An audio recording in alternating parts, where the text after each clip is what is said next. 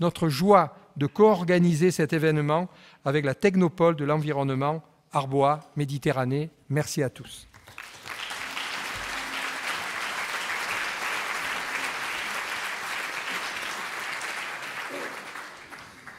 Merci beaucoup Yvon Berland. Je vais enfin donner la parole à Jean-David Ciotre, donc représentant le président de la communauté du Pays d'Aix et député de la 14e circonscription des Bouches-du-Rhône. Nous vous écoutons.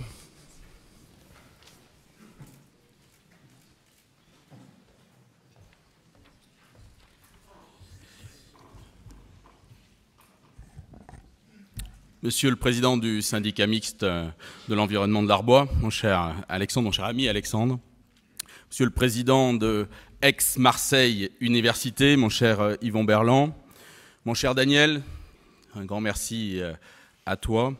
Mesdames, messieurs, c'est avec un immense plaisir que je participe plus exactement à l'ouverture de ces tables rondes de l'Arbois, pour la première année en tant que vice-président à la communauté du Pays d'Aix, chargé de l'enseignement supérieur et de la recherche. J'en profite pour excuser la présidente de la communauté du Pays d'Aix que je représenterai, Maryse Joissin. La nouvelle révolution scientifique que nous vivons actuellement bouleverse de nouveau le rapport que les hommes ont pu nouer au fil des siècles entre eux et leur environnement. L'être humain, depuis la révolution industrielle, a voulu devenir pour la première fois dans son histoire le maître et le possesseur de la nature. Ce basculement du monde dans un grand mouvement de foi dans le progrès et la science a apporté le meilleur, comme le pire, à l'humanité. Il a néanmoins ouvert un intense débat politique sur les relations entre la science, l'éthique et les hommes. Ce débat se poursuit aujourd'hui alors que nous entrons dans un temps nouveau de l'évolution technologique. Un temps où les bouleversements techniques renversent les barrières qui séparaient la vie publique de la vie privée, de l'espace local, du village global qu'est le monde. Notre quotidien, nos sociétés autrefois protégées par les frontières de la famille, du village, de l'État-nation, s'ouvrent à tout vent à la mondialisation et à la communication universelle. Notre vivre ensemble s'en est ainsi retrouvé profondément altéré. Les sociabilités traditionnelles, dans nos villes, nos campagnes, nos villages, se sont transformées. Et la société, les citoyens ou les élus, peinent à retisser notre territoire de solidarité, là où l'ère de la communication moderne fait tomber les frontières. Cette accélération de l'histoire ne peut que se poursuivre, même si nul ne peut préjuger des évolutions futures, des découvertes scientifiques et technologiques à venir, et surtout de leurs conséquences. Les plus pessimistes considéreront qu'elles alimenteront un cycle hostile de déshumanisation du monde, d'uniformisation stérile des valeurs, au profit d'un modèle de développement non durable basé sur la manipulation des idées.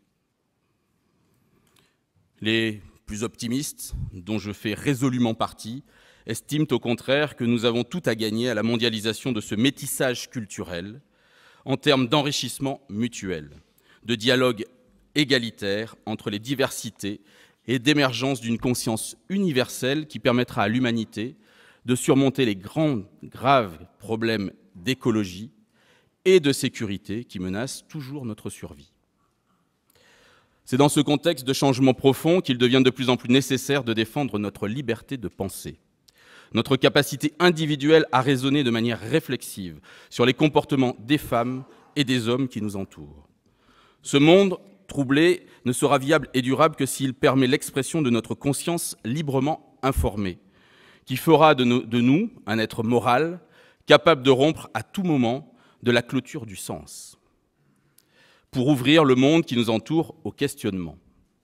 Dans cette libre réflexion sur la maîtrise de notre destin et la permanence du bon rapport avec autrui, la science apparaît comme un allié, car elle suscite l'étonnement et la réflexion. Elle permet de donner un sens aux choses, de savoir se poser les bonnes questions dès le moment où on peut les comprendre. Les tables rondes de l'Arbois relèvent cette ambition. Elles aspirent à débattre le plus simplement possible des découvertes du moment et de leurs enjeux pour nos sociétés, car la science n'est pas une fin en soi, mais un moyen de nous rendre plus libres. Comment mieux accepter les bouleversements technologiques, scientifiques et médicaux qui habitent notre monde, sinon en comprenant leur essence et leur portée? Comment démocratiser ces savoirs techniques qui reposent sur une expertise maîtrisée par un petit nombre et qui pourtant concerne l'ensemble des biens publics. Les tables rondes de l'Arbois interviennent à ce propos pour offrir aux citoyens une part de connaissance du monde, en mobilisant les sciences dures comme les sciences sociales. Elles sont un magnifique outil d'éducation scientifique populaire qui dépasse le cadre de l'enseignement magistral du savoir pour mettre en relation directe le savant et le citoyen de manière inédite.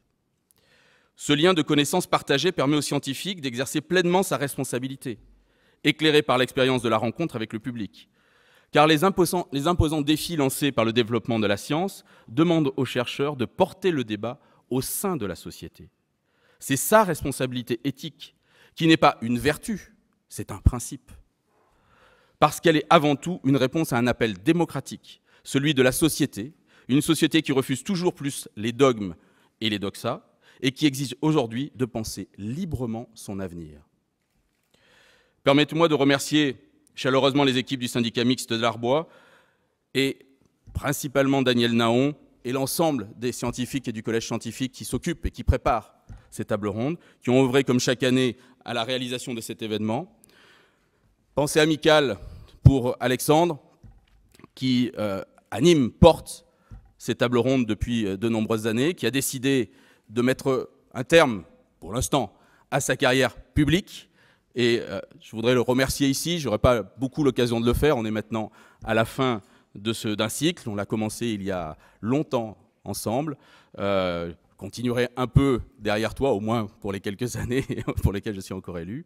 Et en tout cas, un grand merci pour tout ce que tu as donné, y compris sur notre territoire et sur le Pays d'Aix. Merci également à tous les conférenciers, aux participants. Le Pays d'Aix et la communauté du Pays d'Aix sont très fiers de vous accueillir dans ce qui est, avec les rencontres du Cercle des économistes qui se passe en juillet, animé par mon ami Jean-Hervé Lorenzi, l'un des événements majeurs de la pensée et du débat interdisciplinaire dans notre région, qui en a tant besoin, et ici, dans cette belle ville d'Aix-en-Provence. Parce que notre territoire, comme notre pays, ont plus que jamais besoin de sens et d'une culture du débat scientifique. La communauté du Pays d'Aix est et sera un soutien indéfectible des tables rondes. Il est de notre devoir d'en assurer la pérennité et le rayonnement. J'en prends un engagement ici et je le tiendrai. Il y a mes services, je leur indique qu'il faudra qu'on participe très largement à la pérennité de cet événement qui est important à la fois pour notre université, pour nos scientifiques, mais surtout pour nos concitoyens.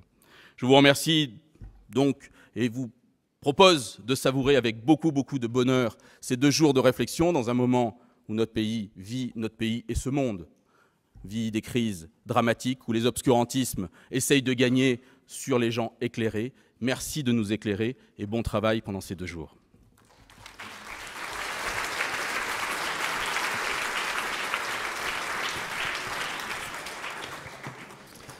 Merci beaucoup, Jean-David Ciotte, et merci aussi pour ces bonnes nouvelles. On les a bien notées avec beaucoup d'intérêt, évidemment. Puisqu'on est entre nous, je vais vous faire une confidence. Je suis vraiment très heureux ce matin de ne pas être directeur financier d'une entreprise du CAC 40.